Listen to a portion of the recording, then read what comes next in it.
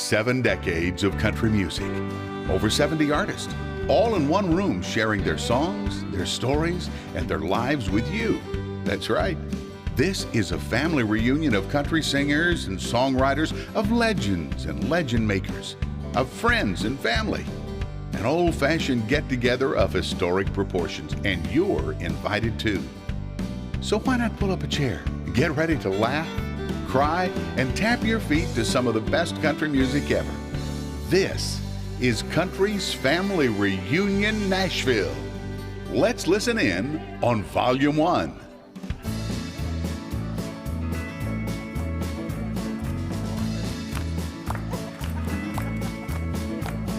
Ken, folks, it's a long, long time since I laid eyes on you. And I know I ain't seen Mary Lou since 1962. So Mom and Papa asked me if I'd write and let you know we're planning on a big reunion in a week or so. We're gonna have a family reunion, and a good old-fashioned outdoor barbecue. Gonna have a family reunion, and even if you're a 19th cousin, you're invited too. Okay.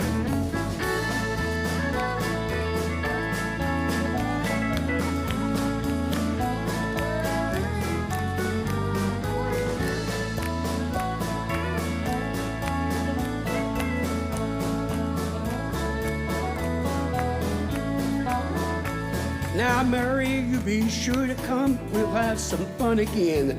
You know I've had a crush on you since I was only 10. Remember when I kissed you, Mama said it was a sin. What's the harm in kissing when you're kissing Ken? Gonna have a family reunion, and a good old-fashioned outdoor barbecue. Gonna have a family reunion, and even if you're a 15th cousin, you're invited too.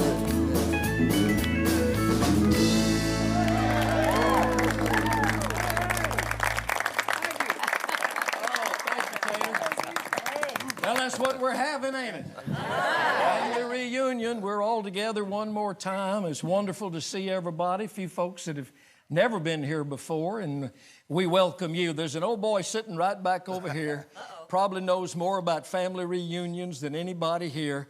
And if you guys have never met this man before, he's billed as the funniest man in America, and he sure gets my vote. And let's welcome him to our family reunion, James Gregory. Oh, thank you. Yeah. Well, Bill, I've been doing this so long that when I first started, America was just 13 states. So.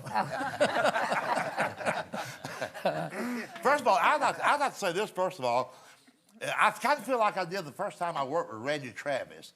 Meaning everybody here is the legendary performer, your songwriters, your singers.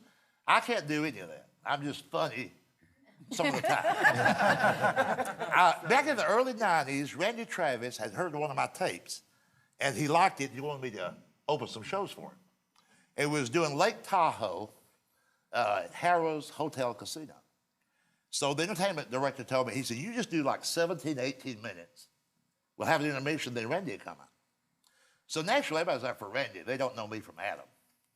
So after the show, I'm kind of in the lobby at the entrance at the concession table, trying to hustle some tapes, you know.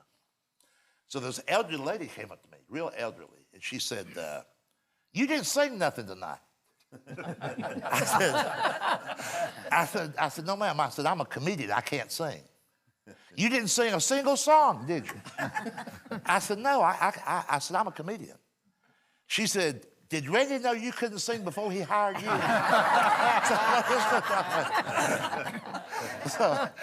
And I had the little cassette tapes laying there. She said, how much is this tape? I said, it's $10. She said, do you sing on this tape? This is a true story. I said, no, ma'am, I'm a comedian. I don't sing. You know, she said, you ought to come out with a tape that's got a song on it. I said, whether you want to buy one or not. She said, are you funnier on the tape than you were on the stage tonight?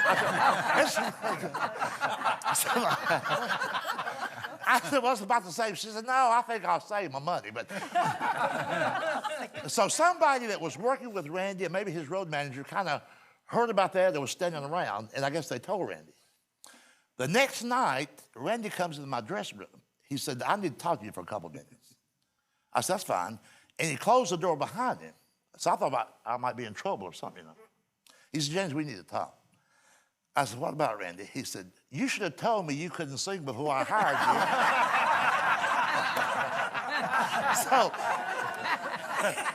So for the whole 5-night run, somebody in his group, maybe a band member, or even a guy that worked backstage, the minute they saw me every night, they'd say, James, you should have told us you couldn't sing before. Thank you.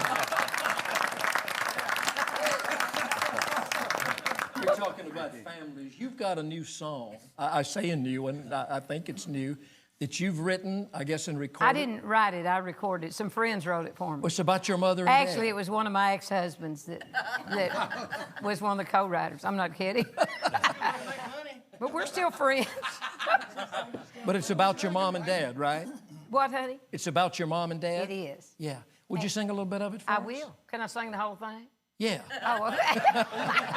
Please do. It's called Opal and Euless, and this is how I was raised, and they're very, very special. So I'm going to sit unless I need to stand.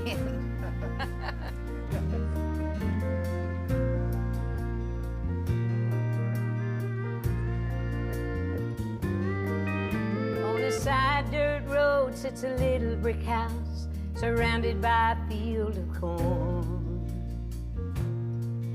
Just a pull in the drive doesn't dazzle your eyes. The house has weathered some storms. When you open the car and step on the porch, you may wonder why you're here. But knock on the door, and when it opens, the reason will be clear. Inside, you'll find Opal and Euless, offering hugs and handshakes, and a plate of cornbread and beans. Take the time to eat with Opal and Euless around their dinner table. You'll learn what real love means.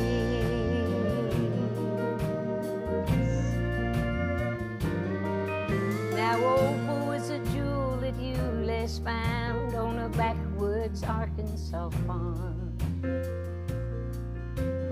Euless was a handsome logger, full of that old country charm. He borrowed the money for their wedding bands, built them a house with his own two hands.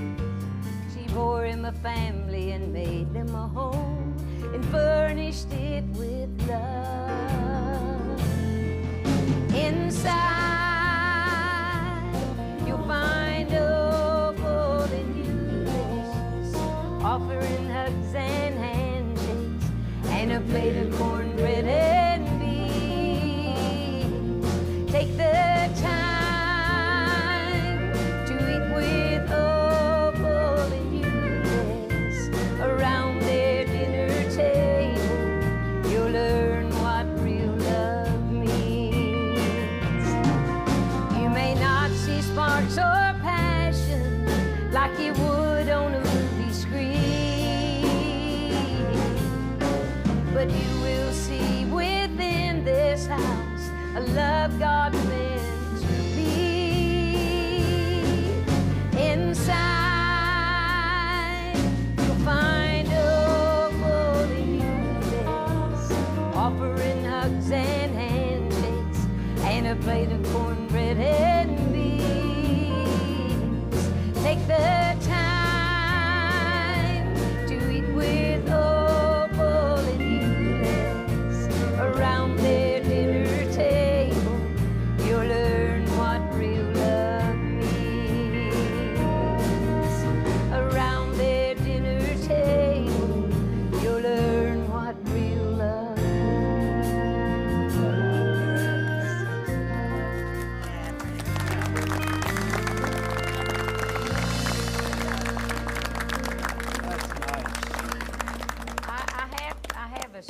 I got to tell you, especially since Doug is here. Doug will appreciate this story. My daddy passed away in August, and real suddenly. What, honey? No, I said let's eat. Well, we had plenty of food, I'll tell you that. But I'm sorry. But my dad was such a character, Doug, and he was always pulling jokes and joking around and stuff. So what happened was, I feel like, was a real gift from the Lord. And he had so many friends and stuff. His visitation just lasted so many hours the night before. And he loved country music. So we started his service that day. We wanted it to be a celebration of his life. And so we started with Opal and Euless, and then I had a Merle Haggard and Marty Stewart song, The Farmer's Blues, played. And my sister, she said, I can't get up there and talk. She said, so I'm going to write something and let the preacher read it. Well, we had he took notes on this little bitty piece of paper. And she wanted, after they read what she wrote, she wanted them to play the song The Box by Randy Travis.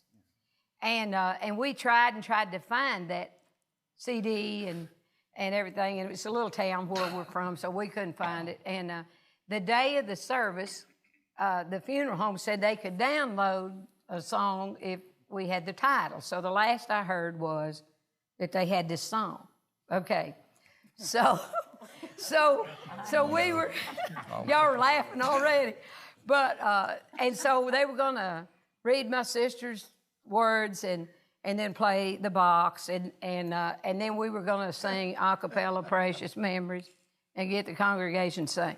Well, the preacher read what she wrote, and then he read something one of the grandkids gave him, and then he read something that somebody else gave him, and he said they want you to join them in singing Precious Memories. Well, the guy that's playing the tapes is off this little room there where the preacher is, and he's got a list there.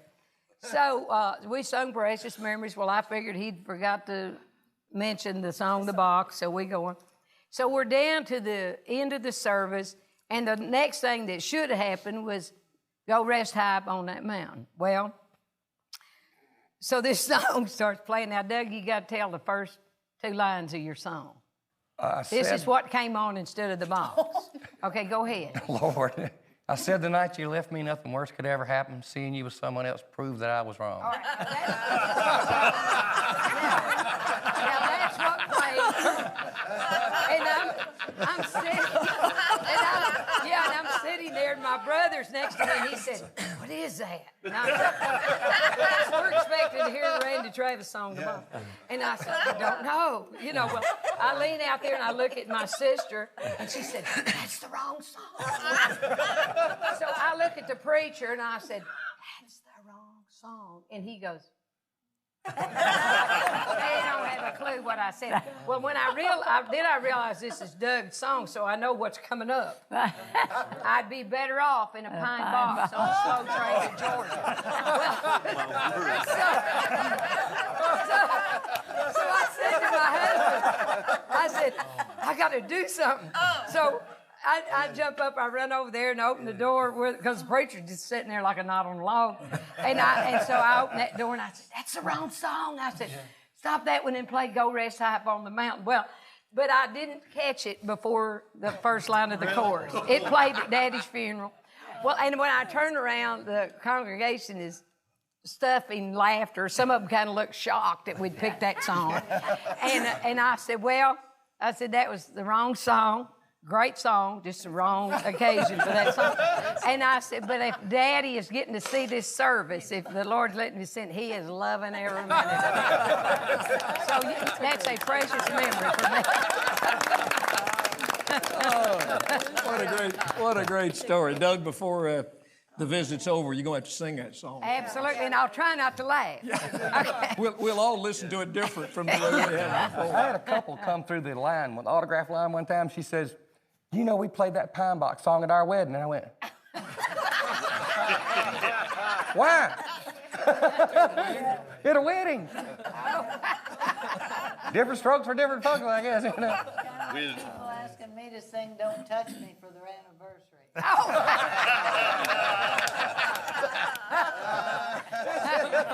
Johnny?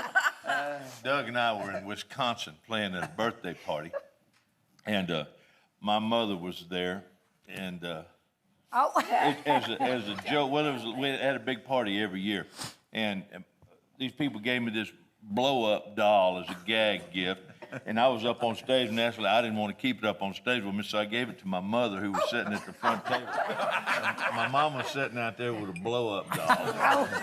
And I'm up on stage, and I finished my little set there, you know. And this band they were good, but, you know, just didn't know some of Doug's stuff. Doug had got up there, and I stayed on maybe a little longer than I should have, and so somebody had overserved Doug just a little. And Doug got up, and it was not me. And so anyway, Doug got up there, and he was trying to sing this song, and this band didn't. He stopped. He said, "Why don't you guys just take a break? Let me do this." So Doug starts singing this song. Well, the drummer gets up and walks around front and had an urn in his hand, and went up to Doug. And I'm thinking, I'm sitting there with my mother with the blow-up doll and watching Doug. And this guy walks up to Doug and Doug said, "What's this?" And Doug had a little glass of whatever it was. And the guy opened the top of the urn. He said, "This is Shorty. This is our old drummer." Said, and his wish was to be carried around with us on the road and do a little traveling. Doug looked at him and says, "Shorty looks pretty bad. Looks like he could use a drink." Put a little bit on top of it. The guy put the lid on Shorty and split. That's the last we saw of Shorty. And Doug finished his set. I'll be better off in a pine box. Well, we've been on the subject of food, and I'm sitting here looking across the room at Leroy Van Dyke. I don't know what you eat. What do you eat to stay so young? You don't look a day older than you did when I met you 40 years ago. Gladys puts formaldehyde in my coffee every morning. We were someplace at a fair. Some woman came up, and she was very nice, a nice comment, just like Bill Anderson did. Said, "How do you," asked Gladys, "how does he stay looking so healthy?" She said, "I put formaldehyde in his coffee every morning." She said, "Oh." She said, No, don't do that. But you never know what people are going to say when they come up to you at a show. No. You have no idea what they're going to say. Sometimes they don't know what to say, so they say something stupid. But we play the Missouri State Fair, my home fair, every year, and have for about 35 years. 2 years ago, a guy came up to me at the fair after the show, and he said, knowing that I have a younger brother who is a doctor in Sedalia, Missouri, he said, "It must be nice to have a doctor in the family to take care of your health needs." I said, "My brother don't do nothing for me. He's a gynecologist."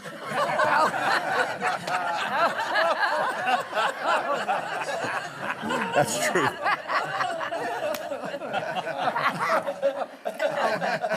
What would it take to get a little bit of the auctioneer out of Leroy? Oh, about $1.50 and a ballpoint pen. I think we can probably do that. I don't know. Can you guys see me over there? When I do this, I want to hear a chord. You know the routine? Okay. Maybe I better stand up, because I'm kind of short. I'm not like Jimmy C. They can't see me 4 feet away. Okay, what's the first chord on this thing? Okay, you know what to do, okay. Hey, well, all right, sir, here we go there, and what are they going to give for 'em? I'm in 25 to get 30 now, 5 for a bid to 5 and a $40 under the pine there. There was a boy in Arkansas who would listen to his ma when she told him he should go to school. He'd sneak away in the afternoon, take a little walk, then pretty soon you'd find him at the local auction barn. He'd stand there to listen carefully, then pretty soon he began to see how the auctioneer could talk so rapidly. He said, "Oh my, it's do or die. I've got to learn that auction cry. Gotta make my mark and be an auctioneer." All together now. 25 on the bidder now, 30 down to 30, billing, give me 30, make it 30, bid, the moment 30 down to billing, give me 30, bid, 30 down to bid. 30 down to bidder now, 35, will they give me 35 to make it 35 to bid, 35, who would have bid it at a $35 bid? As time time went on, he did his best, and all could see he didn't jest. He practiced calling bids both night and day. His pap would find him behind the barn just working up an awful storm as he tried to imitate the auctioneer. Then his pap said, son, we just can't stand to have a mediocre man selling things at auction using our good name. I'll send you off to auction school, then you'll be nobody's fool. You can take your place among the best all together now. $35 bid and the $40 40 bid. Give me 40, make it 40 bid. I want a $40 bid. Give me 40 bid, a $40 bid. $40 bid and now 45 bid. Give me 45 to make it a 45 bid or 45. Who would have bid it at a $45 bid? You're not singing. So from that boy who went to school, there grew a man who played it cool. He came back home a full-fledged auctioneer. Then the people came from miles around to hear him make that rhythmic sound that filled their hearts with such a happy cheer. His fame spread out from shore to shore. He had all he could do and more. Had to buy a plane to get around. Now he's the tops in all the land. Let Paul give that man a hand. He's the best of all the auctioneers. $45 bid, another $50 50 bill. They give me 50, make it 50 bid on a $50 bill. They give me 50 bid and a $50 bill. $50 bid now, 55 bill. They give me 55, make it a 55 bid and a 55. Sold that goat for the $50 bill. Hey, well, all right, sure, open the gate and let them out and walk 'em, boys. Here we come a lot number 29 in. What are they going to give for 'em? I'm at 35 to give 40 now. 5 for the bid, $5 and $50, and they get 50 now, 69, $55 on the buy there. Hey, Bill. Lynn Anderson used to do that on the Lawrence Welk Show. Helen Cornelius Sort used of to do it singing. too. You said everybody sing along. Lynn was singing in Johnny County. Y'all, let's hear y'all do a chorus of it. Helen can do it. Helen Cornelius can do it. $30 now. Who'd give me 30? Who'd make a $30 bid? $35 bid, not 35. Who'd give me 35 minutes? 35 minutes, 35. Sold it now for a $35 bid. Oh, that was very nice. Very nice, Lynn Anderson. Very nice. Gladys sings harmony with me. When Gladys used to work the shows with us, singing harmony, she sang it in harmony with me. How much paper did it take to write that song? I used up a whole roll of toilet paper on that. No, I'll tell you something. I'm not a songwriter like some of you guys are. Bill Anderson is a master songcrafter. I wrote one song and quit while I was ahead. But I didn't plan to write the song. The best $300 I ever spent was going to auctioneer school, and which I did in 1951. And years later, I was in Korea, riding up down those dusty roads, and Bill probably has had this experience writing songs. They just come to you out of the air. And I know Jimmy Dean said he wrote Big Bad John in about 7 minutes on an airplane, wrote it down on an envelope. But the words and the music to that song started coming to me as I rode up and down that road one day, and I didn't pay any attention to it. About 2 or 3 days later, here it came again, and I didn't pay any attention to it. About the 4th time these words and the music started coming to me, I thought, somebody's trying to tell me something. So I went back to my squad tent, got my Sears Roebuck guitar, and sat down and wrote the song. It didn't take very long to write it, but it took me 2 weeks to learn it after I wrote it. Because an auctioneer doesn't do the same thing twice, but I had to learn it to do it exactly the same way every time. And the rest of this story is it's a true story about a man named Ray Sims. He's a second cousin of mine, the best auctioneer that ever walked. And the only thing that's not true in that song is there was a boy in Arkansas. He came from Missouri, where I came from, but nothing rhymes with Missouri. And you can't make anything rhyme with Missouri. Maybe Bill could, but I can't. We got a couple of great songwriters in here. We're going to get to it in a little while. Ed Bruce and Don Schlitz. Yeah. Y'all be thinking of something to rhyme with Missouri. I'm sure Ed can come up with something. Well, he got me fired on a song that he wrote, yeah. I did get you fired, yeah. Good call there. I'd like to share a thing about Leroy's. I was in Kansas City one time. They took me down to the stockyards as part of the promotion for our show. And so they made me an honorary auctioneer, which means that you have to get up and act like him. And I was trying to sing the song in the back of my mind, and the best I could do was just, well, come time now to be official, to be an honorary auctioneer, I've got to sell something. So they run this animal in, and the guy said, go ahead. I said, this thing is for sale. and I tried to remember how it, and I said, what, anybody? He said, ask if anybody wants to buy it. Well, this went on for about 10 minutes, seemed like forever. Finally, this one old boy just looked up at me and he said, I'll buy the cow, just get him off of there.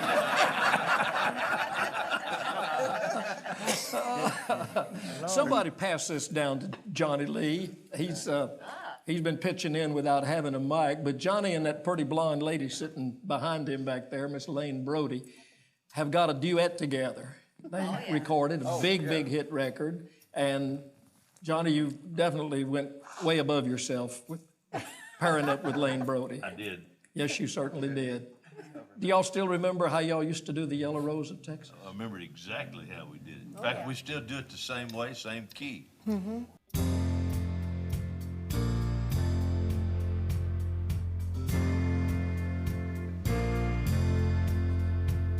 There's a yellow rose in Texas I'm going home to see.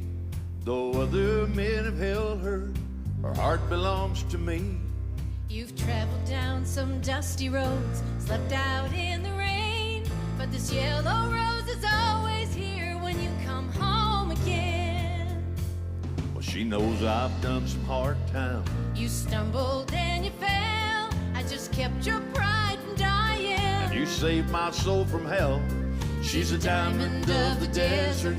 She's a golden flower of spring. She's a yellow rose of Texas. She can make a man a king.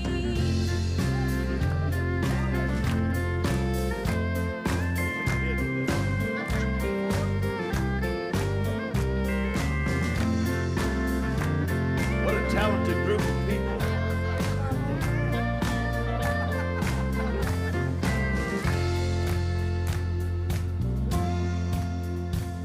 There's a yellow rose in Texas.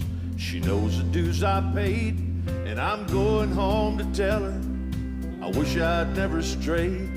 You couldn't see beyond yourself, your pain and wounded pride, but now you know the truth is in the way you feel inside.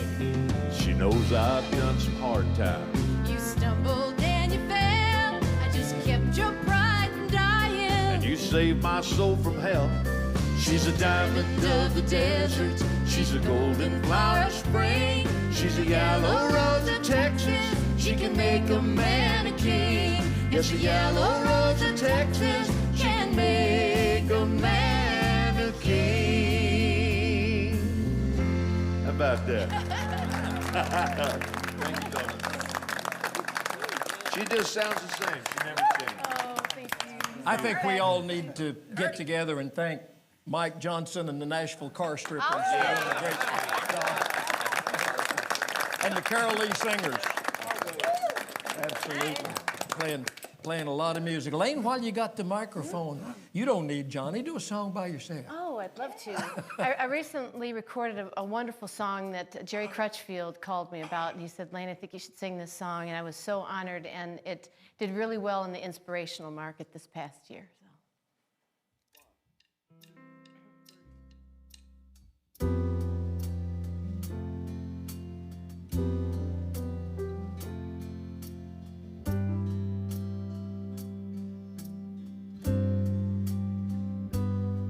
He said, you don't understand me.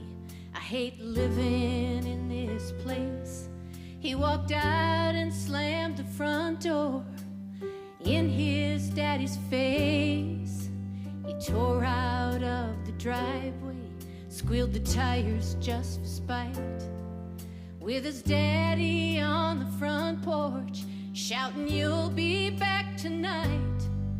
But at 3 a.m. he found him alone down by the lake. He wrapped his arms around him that said more than words could say. That's where love comes in. That's where trust begins. When the healing starts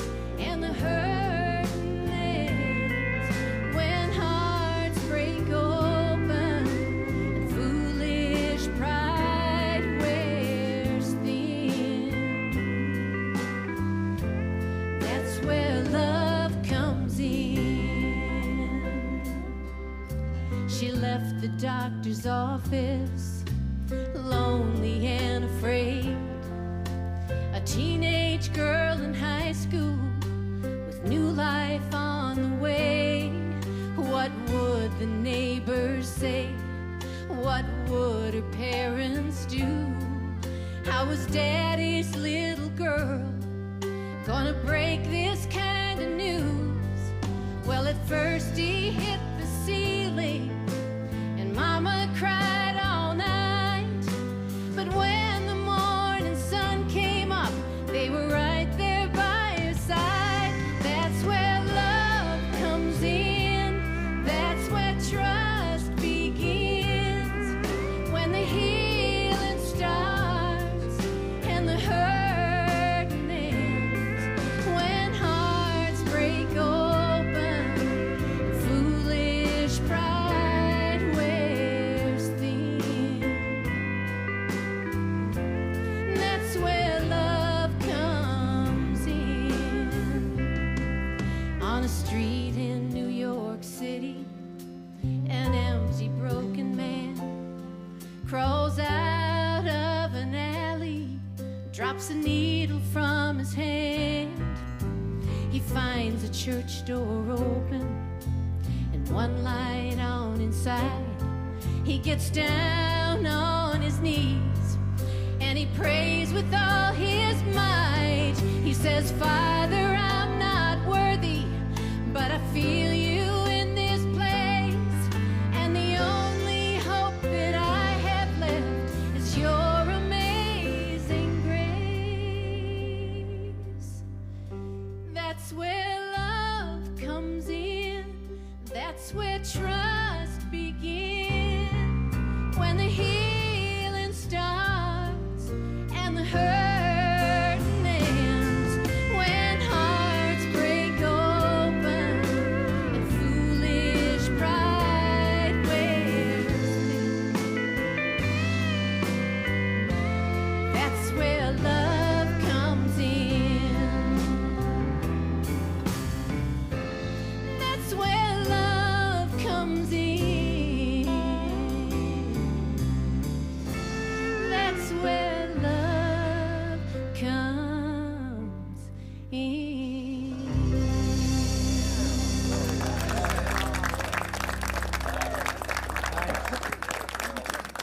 Thank you. Thank you for inviting me, Johnny. Thank you. I told you you didn't need Johnny Lee.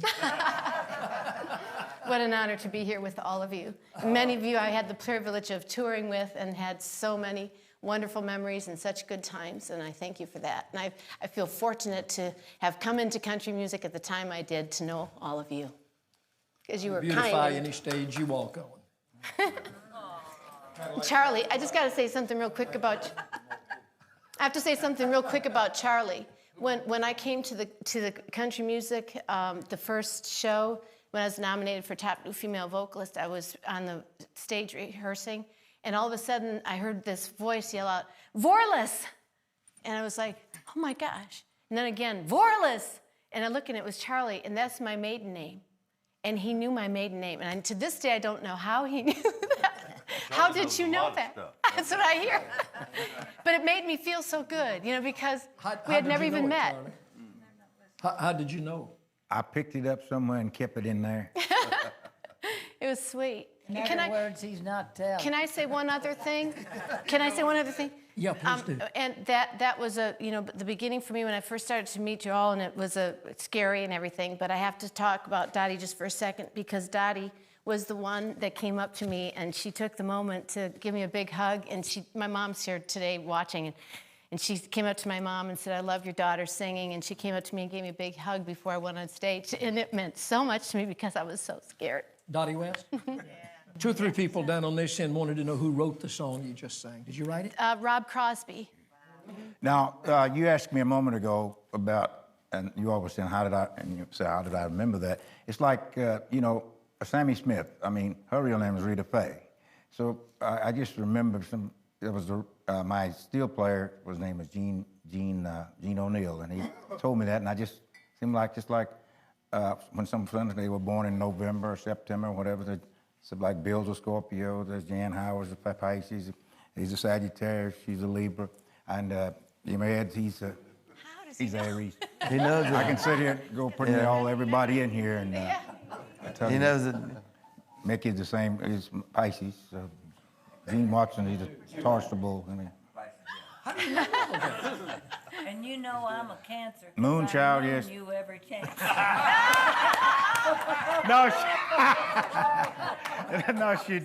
No, you don't. No, you don't. We're getting ready to go on a Crandall Opry. Coming up on the cruise. Hey, coming up on the cruise, and I'm gonna tell Rosine on you. So she said it right on the stage. But no, she didn't do that. What's James Gregory? I don't know. I have. Let me. For a while, I'll just observe him a while. I stopped trying to do that. RCA, when I was selling a lot of records for RCA, people would be talking with a reporter or DJ or something. He said, and all of a sudden we're talking about records and this, and they'll say, "They tell me you can tell me when I was born." And I was about 55% at that time, but they said stop doing that. So I stopped doing that. So I'll get lucky every now and then. Y'all see somebody that's definitely look real what they are, and I'll give it a pop. But every time somebody used to ask me what sign I was born under, I'd always say, keep off the grass. my wife, I don't know anything about the other stuff. well, my wife at most point, they said we were born under on the sign on the side of the road. Stop sign. Talking about names, I was in Cracker Barrel one day, and this lady said, "You know who you look like?" I said, "Yeah."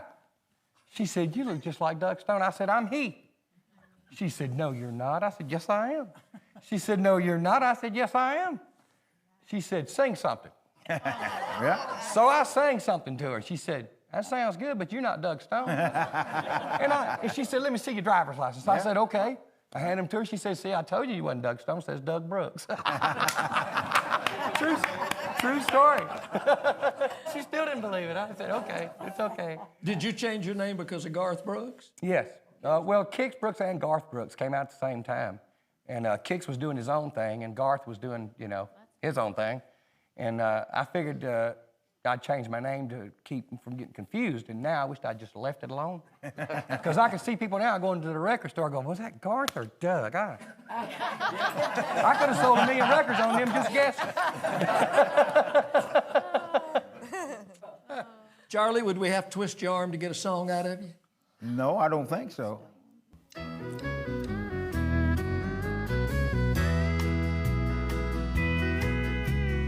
Ever I chance to meet some old friends on the street, they wonder how does a man get to be this way?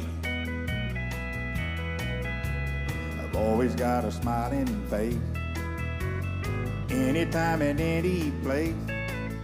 And every time they ask me why, I just smile and say, "You've got to kiss an angel good morning and let her know you think about her when you're gone.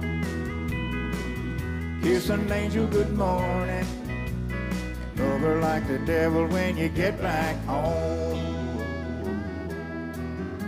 Though people may try to guess the secret of our happiness, but some of them never learn that it's a simple thing.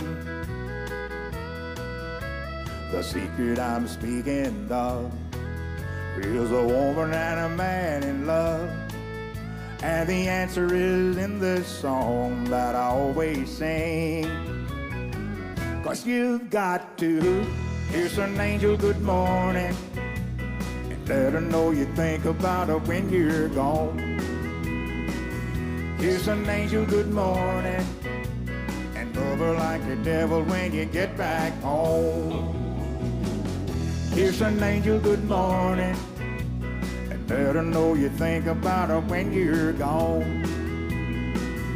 Kiss an angel good morning and love her like the devil when you get back home, Lord.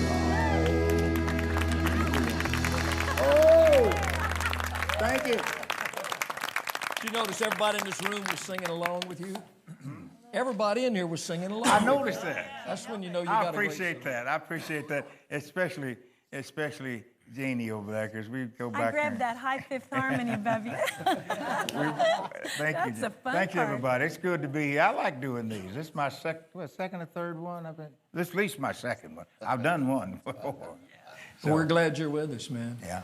Because you're one of the ones that you don't live in Nashville, so you came in Yeah. from Dallas to be with us, and that's Yeah. great. The fellow sitting back there next to Barbara on the back row wrote some of Randy Travis's biggest hit songs, like On the Other Hand and Forever and Ever Amen. And he wrote a little song one time called The Gambler. And I know that he's as excited to be with us as we are to have him here. Yeah, Barbara, you may have to be the mic stand and hold the mic for him. This is Don Schlitz. Don, did you come up with a rhyme for Missouri for Leroy? Well, Missouri, if you say Missouri, you got Shura, Pura, you find a Cura, you know. Sewer, if you say it just right. If you say sewer just right, it'll work. Just right. Suey. I'm not sure Suey about would sewer. really rhyme. Yeah, we talked about songs that were that worked. Leroy was talking about a little while ago. I got him fired once with a song. If you can, he was reminding me this a little while ago. You're familiar with the show Country Crossroads? Oh, yeah. It was produced by the Southern Baptist Radio TV Commission. And when they started that show, they called Hubert Long. They were looking for somebody that had had a little radio experience and with a fairly clean pedigree. And so they put us on this show, and the first one was done live on 35 radio stations from the Hall of Fame here in Nashville. So I was on that show with Bill Mack. Bill Mack and I did the first one, and then Jerry Clara joined us later. And this guy over here came up with a song that I thought was hilarious. I thought it was very, very funny. And so I recorded it. And it was I thought it was a novelty, funny record. But keep in mind, it was for the Southern Baptist Radio TV Commission. Right. And the song was Save Me a Seat by the Fire. It said, don't sign for... Said, no, seriously, it was funny, but it got unfunny. And it's funny to me. It was funny to me.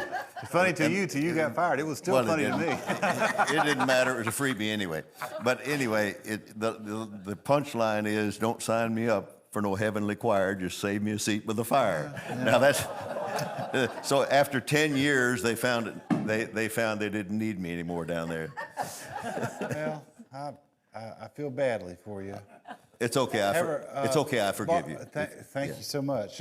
Barbara taught me how to sing the auctioneer, though, over here, how to do the background part. That'll work. Watermelon, watermelon, watermelon, watermelon, That's watermelon, it. watermelon, That's watermelon, it. watermelon. You learn fast. Yeah. You're quick steady. I don't learn fast, Leroy. That's one thing I don't do. I think before you sing this, you should tell him what you told me about why they didn't think you could make it. Well, I came here in 1973, not to the studio, but to Nashville. I came to the studio this morning, and it wouldn't. It seems like 1973. And I came from Durham, North Carolina. I got here as fast as I could. I had 3 wonderful semesters, all freshmen of college, and Duke University, and I decided that I should go find something else to do. So I came to Nashville, and everybody in Durham, not everybody, but folks in Durham told me, said, well, you can't go to Nashville and make it as a songwriter. Why not? Because John D. Loudermilk did. Oh. And you stop and think for a second. So wait a second, you said I can't do it because John D. Loudermilk did. Uh-huh. Well, is there a quota? So thank goodness there wasn't. And 4.5 very short years later of walking the streets, working as an all-night computer operator, and writing songs and trying to get anybody to cut one, I got my my very first cut, and this was a song that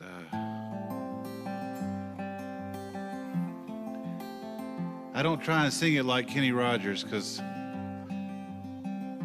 I'm no fool. On a warm summer's evening, on a train bound for nowhere, I met up with a gambler. We were both too tired to sleep, so we took turns of staring Out the window at the darkness, the boredom overtook us, and he commenced to speak. He said, son, I made a life out of reading people's faces and knowing what their cards were by the way they held their eyes. And if you don't mind my saying, I can see you're out of aces. And for a taste of your whiskey, I will give you some advice. So I handed him my bottle. He drank down my last swallow. And then he bummed a cigarette. And then he bummed a light, and the night got deathly quiet. His face lost all expression. He said, if you're gonna play the game, kid, you better learn to play it right.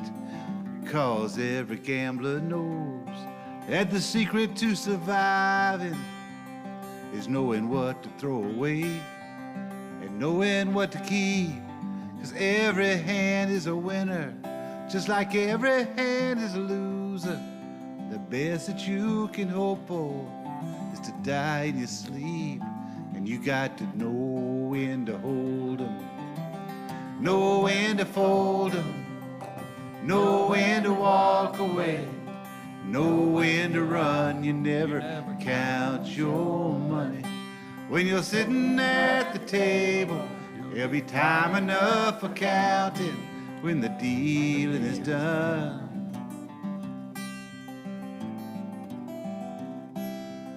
And when he finished speaking, he turned back towards the window. He crushed out his cigarette. He faded off to sleep, and somewheres in the darkness, the gambler, he broke even. But in his final words, I found an ace that I could keep. You got to know when to hold 'em, know when to fold 'em, know when to walk away, know when to run. You never count your money. When you're sitting at the table, there'll be time enough for counting when the dealing is done. But you got to know when to hold 'em, know when to fold 'em, know when to walk away, and know when to run. You never count your money. When you're sitting at the table, there'll be time enough for counting when the dealing is done. There'll be time enough for counting when the dealing's done.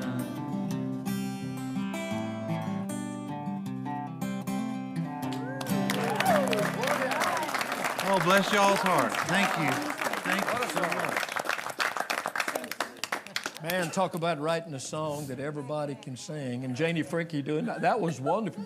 Were you on one of the records? Because you used to do a lot of background. No, but you were starting to make records and you sang demos. I was lucky enough to meet you in the studio. And, it's just one of the greatest things in the world is to live in the parentheses, Bill. And you've gotten to do both. And you're the hottest songwriter in America right now, by the way. Yes, indeed. And it's really annoying me. But it's a great thing to live, in the parentheses, because you get to usually live backstage. And that's a wonderful thing. I remember you and I were writing a couple weeks ago, and you told me about this, and I said, well, I'd pay to be a fly on the wall. And you said, well, come on and do it. And I'm like, okay, I guess I've been here long enough. And then I'm getting makeup, and I'm pitching Lynn a song of mine that she cut a few years back, and she's going like, okay, that sounds good. And I get to say hello to Mr. Jimmy Dickens, who I walked up, introduced myself to one time at a Waffle House, and I know it was him.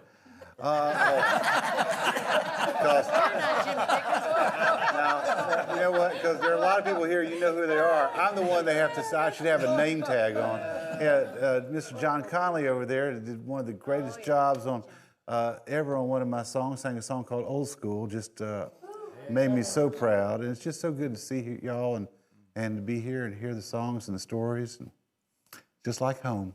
Well, you're sitting behind a pretty talented songwriter there with the cowboy hat on the front row. Songs Yeah, like that's Mamas right. Don't Let Your Babies Grow Up to Be Cowboys and many others. Ed Bruce. Bad timing. Huh? Bad timing. It was up for a Grammy the same year The Gambler was up. Oh, no. I can rhyme it. It's that stuff, I rhyme it with that stuff my wife puts around the house at Christmas. Potpourri. Potpourri. That's right. Why didn't you think of that, Leroy? I said chicken curry. Yeah, that's all right. This is going to be one interesting song when it gets ready. Doug and Leroy were telling a story about names. I was in an airport, I think it was Richmond, and I had flown in there from the road. I was way over here somewhere doing a show and left the band and flew to Richmond to be Grand Marshal at the parade. And we've been out a while, and you're back and forth. You know, it gets tired out there, doesn't it? And I was in the airport after I'd done the Grand Marshal thing there at the race, and a lady walked up to me. We're in the gate there, waiting area, and she walks up and she said, "Oh, I just love that song," whatever it was. She named something, and she said, "I saw you with Jim Gardner." He hates it. Garner in the series.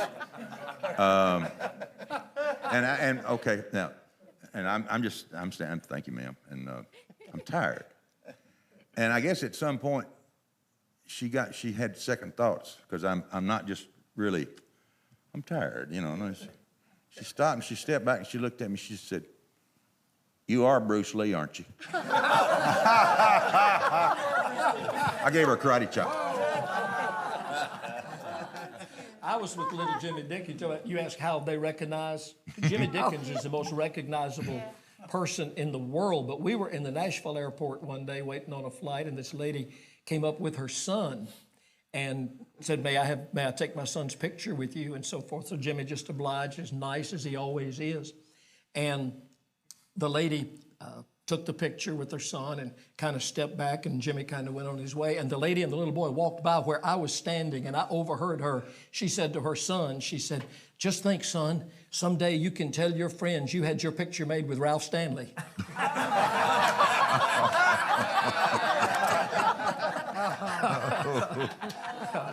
Ed, can we get a couple of songs out of you? Yeah.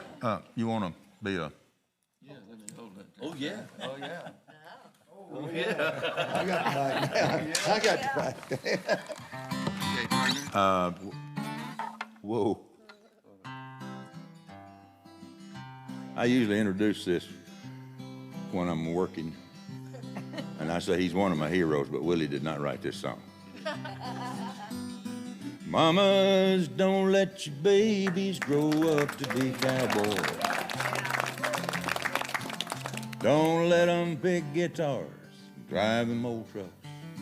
Make them be doctors and lawyers and such. Mamas, don't let your babies grow up to be cowboys. 'Cause they'll never stay home, and they're always alone, even with someone they love. Jimmy Capps played on the original record of this. Join in, Jimmy. Cowboy ain't easy to love, and he's harder to hold. And he'd rather give you a song than silver or gold. Budweiser buckles and soft faded Wranglers, each night begins a new day. And if you can't understand him and he don't die young, he'll probably just ride away. Mamas, don't let your babies grow up to be cowboys. Don't let them pick guitars and drive them old trucks. Make them be doctors and lawyers and such. Mamas, don't let your babies grow up to be cowboys. 'Cause they'll never stay home, they're always alone, even with someone they love. Cowboy loves smoky old pool rooms, clear mountain mornings, little warm puppies and children and girls of the night. Them that don't know him won't like him, them that do sometimes won't know how to take him. He ain't wrong, he's just different. His pride won't let him do things to make you think he's right. Mamas, don't let your babies grow up to be cowboys. Don't let them pick guitars and drive them old trucks. Make them be doctors and lawyers and such. Mamas, don't let your babies grow up to be cowboys, 'cause they'll never stay home, they're always alone, even with someone they love. Yeah. Thank you. I appreciate it. Where did that come from? I was hungry. We were doing a show in what was East Germany after the wall came down. And it was close enough afterwards that the difference in the two countries, just to look at them, West and East Germany, were so different. Because, under the communist rule, there's no, you've been there, you know what I'm... No color. No, it was no. It just wasn't neat, and very few people spoke English. We're at this amphitheater. I can't remember the name of the place. It's about 4,000, 4,500 people. This little amphitheater built out in the woods, and we got up on, and nobody spoke English. And even the buyer, the guy that bought the show, he's translating through one of the guys in the band that we had with us. Started doing the show, and they're waving rebel flags and American flags. When I started doing Mamas, now nobody speaks English. They started singing along with it, phonetically. That's when you know you got a song. Keep your guitar. Keep your guitar a second. Let Buck Trent play your microphone stand again. Do that song. We got just about enough time for this. Do the... one of my favorites that you've ever done is My First Taste of Texas. Great song. Are we doing that with the band or what? Any way you want to do it. Whatever.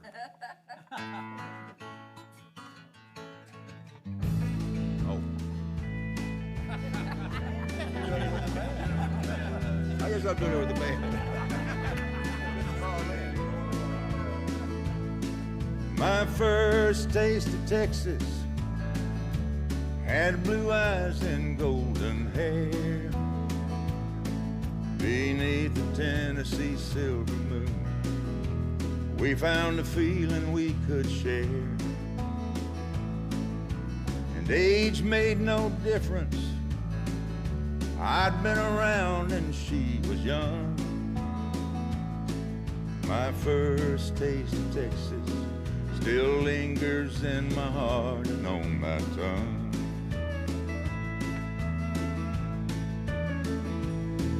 Her gentle heart was broken in a way a tender lady shouldn't have to know. Mine was somewhere in between, something I should hold on to or let go. Her talking blue eyes told me the story of the love she failed to find. And without conversation, I suppose the lines on my face told her mine.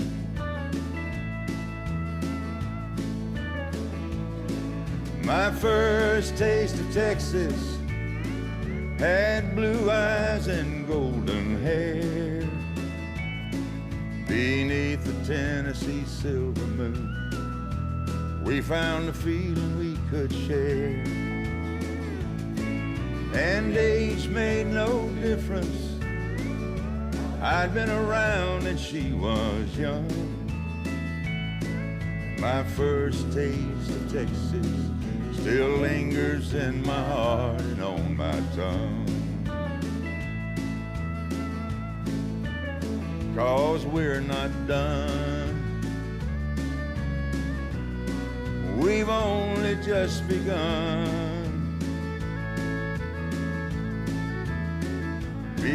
to love. I might all stand up for this. Now the two of us are one.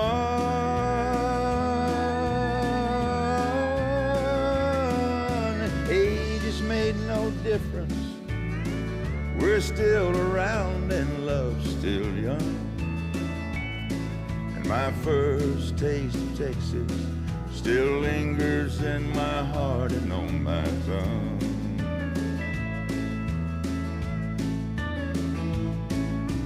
First taste of Texas, they gonna keep going, aren't they? Had blue eyes and golden hair. We're gonna fade it, what? Beneath the Tennessee silver moon, we found a feeling we could share. And age has made no difference. We're still around and love's still young. And my first taste of Texas still lingers in my heart and on my tongue. I think they're gonna quit now.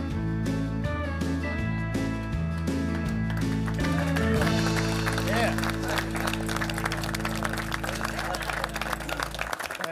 Great singing, great voice too. Great voice.